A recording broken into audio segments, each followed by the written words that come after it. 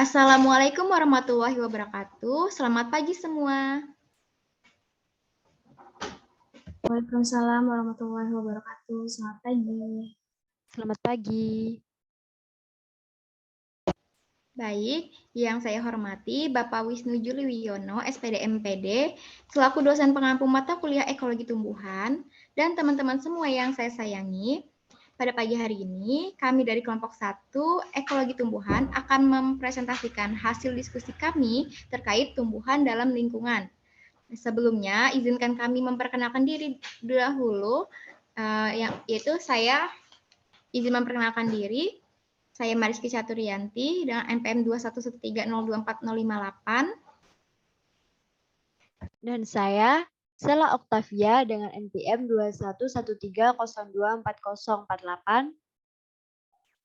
Saya Balkis NPM 2113024008. Saya Ragita Azhar dengan NPM 213024060. Baik, pada pagi ini kami akan mempresentasikan yaitu dengan topik tumbuhan dalam lingkungan, di mana itu terdiri dari lingkungan makro dan mikro, kemudian terdapat faktor-faktor pembatas yaitu ada biotik dan abiotik, kemudian ada strategi adaptasinya juga. Baik, untuk materi pertama terkait lingkungan akan disampaikan oleh teman kami, Sela Oktavia. Kepadanya saya persilakan. Baik, terima kasih moderator. Baiklah, di sini saya akan menjelaskan yaitu tentang lingkungan makro dan mikro.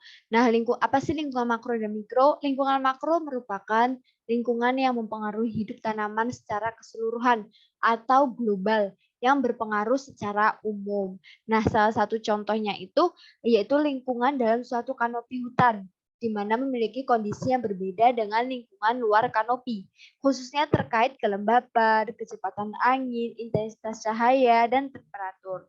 Kemudian untuk lingkungan mikro, yaitu lingkungan yang berada dekat dengan tanaman tempat dia tumbuh, yaitu bisa dibilang ini tuh dia habitat ya, dan juga sangat berpengaruh dalam pertumbuhan dan perkembangan struktur organ tanaman tersebut.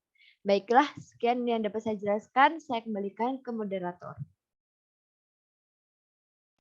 Baik, terima kasih kepada Sela atas pemaparan materinya. Selanjutnya, materi faktor-faktor pembatas akan disampaikan oleh teman kami, Balkis. Kepadanya, saya persilakan. Baik, terima kasih moderator. Materi selanjutnya yaitu faktor-faktor pembatas.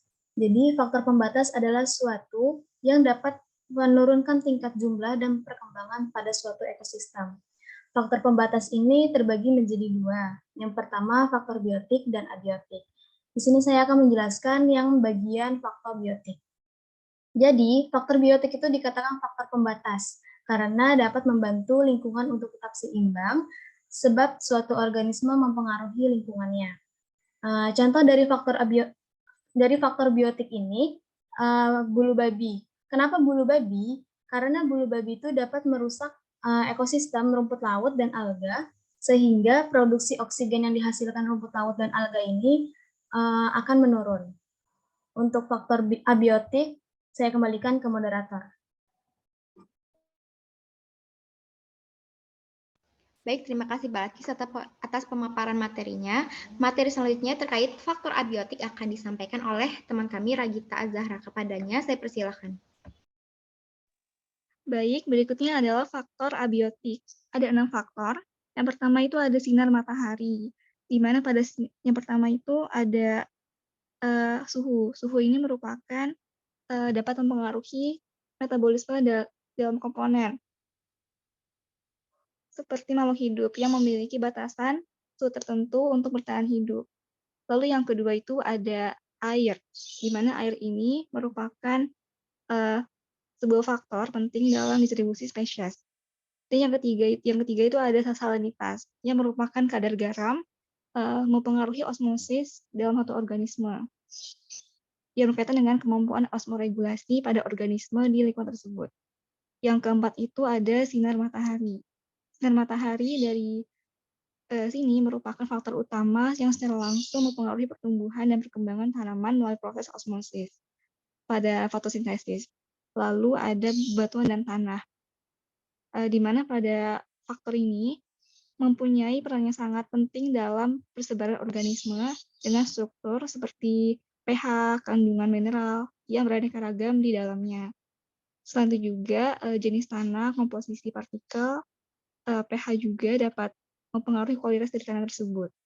Dan yang keenam itu ada faktor kimiawi seperti O2, CO2, dan gas laut lainnya, dan juga garam-garam biogenik seperti karbon, hidrogen, oksigen, nitrogen, sulfur, fosfor, dan kalium, serta magnesium juga merupakan unsur vital bagi keberlanjutan organisme. Sekian dari saya kembalikan pada moderator. Terima kasih.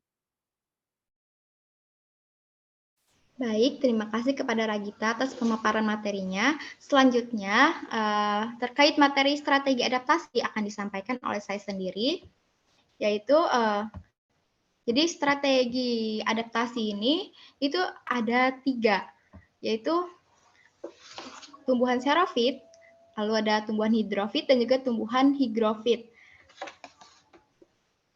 Ya, jadi tumbuhan xerofit ini merupakan tumbuhan yang hidupnya itu di lingkungan kering seperti pada gurun. Contohnya itu pada kaktus.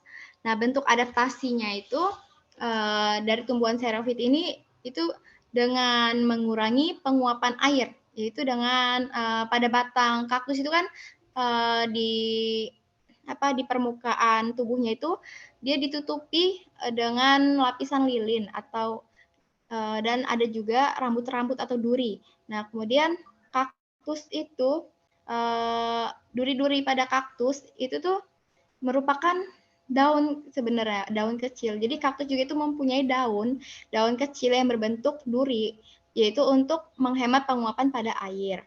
Nah, kemudian oleh karena itu si stomatanya itu dia terdapat di antara rambut-rambut atau duri itu di bawah permukaan di bawah rambut-rambut itu. Kemudian yang kedua itu ada hidrofit. Tumbuhan hidrofit itu tumbuhan yang hidupnya itu di lingkungan perairan, contoh seperti eceng gondok dan juga teratai. Nah, bentuk adaptasinya itu dengan mengembangkan batang berongga yang mampu membuat tumbuhan eceng gondok itu mengapung atau mengambang di atas permukaan air. Nah, tumbuhan itu merupakan tumbuhan itu tuh mempunyai kemampuan dalam penyerapan bahan-bahan organik atau bisa juga zat-zat lain di dalam air tersebut. Nah, pada tumbuhan eceng gondok itu tangkainya dia berbentuk bulat menggelembung dan di dalamnya itu terdapat ruang-ruang udara sehingga si tumbuhan itu dapat mengapung di atas permukaan air. Kemudian yang ketiga itu ada tumbuhan higrofit, yaitu tumbuhan yang hidupnya itu di tanah yang lembab dengan suhu yang lembab. Nah, contohnya itu pada tumbuhan talas. Tumbuhan talas ini dia mempunyai bentuk adaptasi, yaitu mempunyai daun yang lebar dan juga tipis. Itu kemudian dia juga mengandung banyak stomata. Tujuannya itu agar penguapan air itu bisa dilakukan secara maksimal. Oleh karena itu, si transpirasinya itu tinggi. Dan juga pada tumbuhan talas ini, dia itu dapat mengeluarkan tetesan air melalui stomatanya. Baik, sekian penyampaian materi dari saya terkait strategi adaptasi. Mungkin ini saja penyampaian materi dari kami. Apabila ada kesalahan kata maupun perbuatan dari kami mohon maaf. Terima kasih. Wassalamualaikum warahmatullahi wabarakatuh.